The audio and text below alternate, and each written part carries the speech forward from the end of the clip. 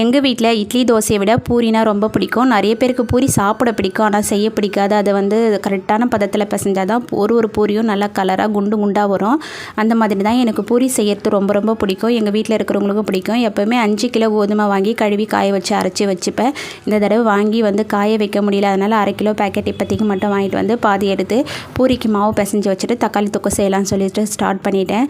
இப்போ வாங்குகிற தக்காளி எல்லாமே ஒரு மாதிரி பஞ்சு மாதிரி இருக்குது. எப்படி தான் பழமாக பார்த்து எடுத்தால் கூட தொக்கு மாதிரி நம்ம வதக்கும் போதே நல்லா தொக்கா கிரேவியாக வரும் இல்லையா, அந்த மாதிரி வர மாட்டேங்குது. அதனாலே இப்போலாம் வாங்கிட்டு வர தக்காளியை அரைச்சி தான் ஊற்ற வேண்டியதாக இருக்குது எல்லாத்துலேயுமே.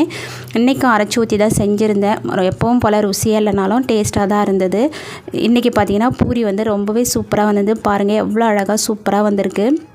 இதுவே வீட்டில் அரைச்ச மாவுனா இன்னும் குண்டு குண்டாக சூப்பராக வரும், டேஸ்ட்டு சூப்பராக வரும். எங்கள் வீட்டில் இந்த மாதிரி நல்ல கலராக ப்ரௌனாக இருந்தால் தான் எல்லாருக்குமே பிடிக்கும். சாப்பிட்டு இந்த அளவு குழம்பு மீதி இருக்குது. பை ஃப்ரெண்ட்ஸ், தேங்க்ஸ் ஃபார் வாட்சிங்.